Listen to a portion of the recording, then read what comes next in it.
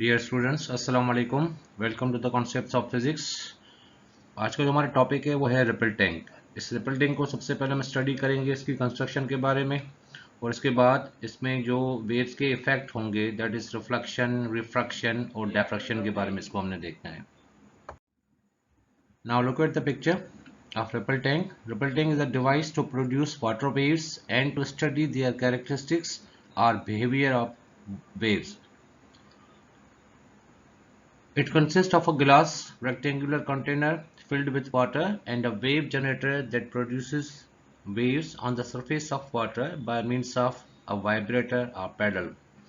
इस पिक्चर में आप देखें अच्छी तरह से कि इसके ऊपर एक ग्लास का बना हुआ कंटेनर फिल्ड विथ वाटर, उसके बाद एक यहाँ पे वाइब्रेटर लगा हुआ है जो उस पानी को वाइब्रेट करेगा। तो वाइब्रेट करने से क्या होगा, इसमें वेव जो है वो जनरेट हो जाएंगी।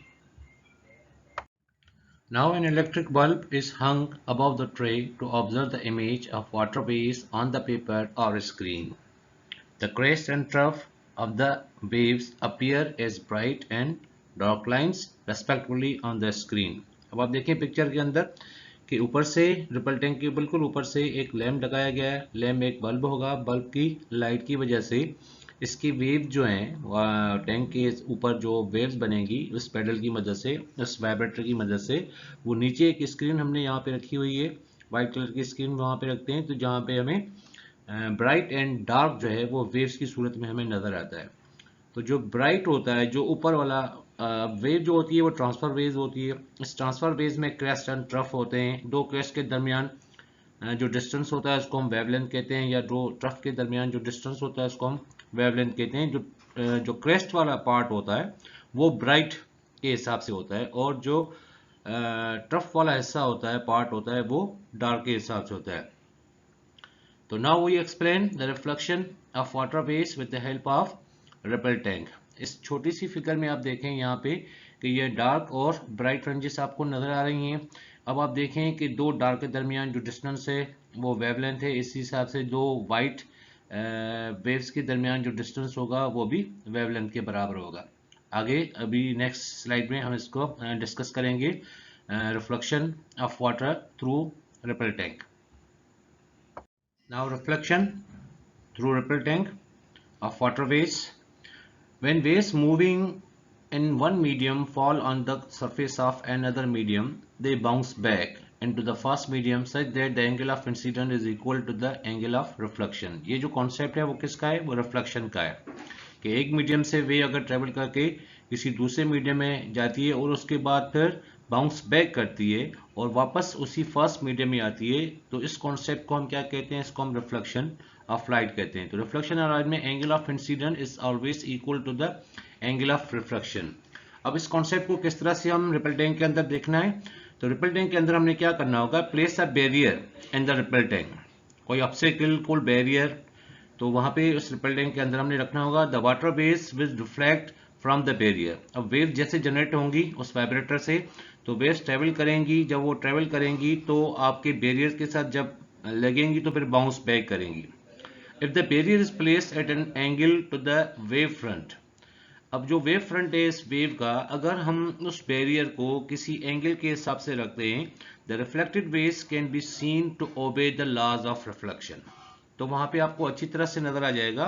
इस वीडियो के अंदर छोटी सी एक वीडियो है, उसमें भी आप इस कॉन्सेप्ट देखें, और नीचे वाली फिगर जिसमें आपके पास इंसिडेंट वेव और रिफ्लेक्टेड वेव आपको नजर आ रही हैं, तो ये वेव्स जनरेट होती इस ऑब्स्टेकल के पास, उस बैरियर के पास जैसे जाएंगी, लगने के बाद बाउंस बैक करेगी, तो उस हिसाब से जो इसकी एंगल ऑफ इंसिडेंट होगी वही इसकी एंगल ऑफ रिफ्लेक्शन भी होगी। The speed of water wave in water depends on the depth of water. If a block is submerged in the ripple tank, अगर कोई ब्लॉक हम रिपल टैंक के अंदर, पानी के अंदर हम इसको रख दें, the depth of water in the tank will be shallower over the block than elsewhere. मतलब जो ब्लॉक के ऊपर वाला पानी होगा वो shallower होगा, हल्का सा होगा।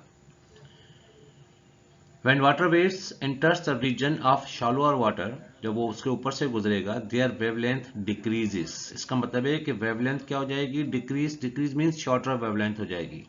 But the frequency of the water waves remain the same in both parts of the water, मतलब डेप्थ में भी और शैलोअर में भी, दोनों में फ्रीक्वेंसी क्या होगी, फ्रीक्वेंसी सेम होगी। फ्रीक्वेंसी क्यों सेम होगी, क्योंकि जो हमने वाइब्रेटर वहां पे लगाया है उसकी फ्रीक्वेंसी इक्वल है, वो सेम फ्रीक्वेंसी, एक ही फ्रीक्वेंसी के साथ वो वाइब्रेट कर रहा है, जिसकी वजह से यहाँ पे फ्रीक्वेंसी आपकी सेम रहती है। शैलोअर वाटर के ऊपर, मतलब ब्लॉक के ऊपर भी जो शैलोअर वाटर है उसके ऊपर भी इसकी फ्रीक्वेंसी वही होगी, और डीप वाटर में, डेप्थ में भी इसकी फ्रीक्वेंसी वही होगी। लेकिन जब शैलोअर के ऊपर से वो गुजरेगा तो उसकी स्पीड स्लो हो जाएगी in both parts of water because it is equal to the frequency of the vibrator। जो वाइब्रेटर की फ्रीक्वेंसी होगी वही इसकी फ्रीक्वेंसी होगी। इस नीचे वाली फिगर में, वीडियो के नीचे वाली फिगर में आप देखें कि यहाँ पे देखें कि यहाँ से जो डीप वाटर में इसकी वेवलेंथ आपको लॉन्गर वेवलेंथ नजर आ रही है, लेकिन जैसे ही वो शैलो वाटर, मतलब ऊपर से, ब्लॉक के ऊपर से वो वेव्स गुजर रही हैं, तो इसकी जो वेवलेंथ है वो शॉर्टर वेवलेंथ हो गई है, मतलब वेवलेंथ जो है वो डिक्रीज हो गई है। इसको अच्छी तरह से आप देखें, इंशाल्लाह आपको क्लियर हो जाएगा। For the observation of refraction of water waves, we repeat the above experiment। above experiment क्या, जो हमने रिफ्लेक्शन में किया था, एक हमने ब्लॉक सबमर्ज किया था इसके अंदर, such that the boundary between the deep and the shallower water is at some angle। नीचे वाली फिगर में आप देखें कि यहाँ पे ये जो ऊपर वाला हिस्सा है वो डीपर का है, डीप वाटर का है, और ये शैलोअर वाटर का है। तो यहाँ पे इसकी वेवलेंथ जो है वो चेंज, क्योंकि डीप वाटर में इसकी स्पीड कुछ ज़्यादा होती है, जैसे वो शैलोअर के ऊपर आता है, ब्लॉक के ऊपर से वो पानी गुजरता है, तो उसकी स्पीड जो है वो स्लो हो जाती है, जिसकी वजह से इसकी वेवलेंथ जो है वो चेंज हो जाती है। Now we will observe that in addition to change in wavelength, the waves change their direction of propagation as well। इस हिसाब से वेवलेंथ चेंज होने से वो अपनी डायरेक्शन जो है, वेव जो है अपनी डायरेक्शन जो है वो भी इसके साथ चेंज कर लेता है। This change of path of water waves while passing from a region of deep water to that of shallower one। अब यहाँ पे दो मीडियम हो गए, एक डीप मीडियम हो गया वाटर का मीडियम, दूसरा शैलोअर वाटर का मीडियम। अब हमने रिफ्लेक्शन में जो पढ़ा था कि when a ray of light passes from one medium to another medium, अगर रेयर मीडियम में से वो डेंसर मीडियम में जाती है तो उसमें क्या होता है, इसकी स्पीड चेंज होने की वजह से उसकी वेव की जो डायरेक्शन होती है वो भी चेंज हो जाती है। तो यहाँ पे भी वही कॉन्सेप्ट है। The deep water to the shallower one is called refraction, which is defined as when a wave from one medium enters into the second medium at some angle, its direction of travel changes, जिसकी वजह से इसकी direction जो है वो change होता है। अब आप देखें यहाँ पर आपको क्लियर नजर आ रहा है, वीडियो में भी आप देखें तो आपको वहां पे क्लियर नजर आ रहा है कि इसमें वेव में क्या आ रहा है, थोड़ा सा बैंड आ रहा है, वो चेंज हो रहा है, इसकी डायरेक्शन जो है वो चेंज हो रही है। तो ये कॉन्सेप्ट है किसका, रिफ्रैक्शन का। Now we observe the phenomena of diffraction of water waves. Generate straight waves in a ripple tank and place two obstacles in line in such a way that the separation between them is equal to the wavelength of the water waves।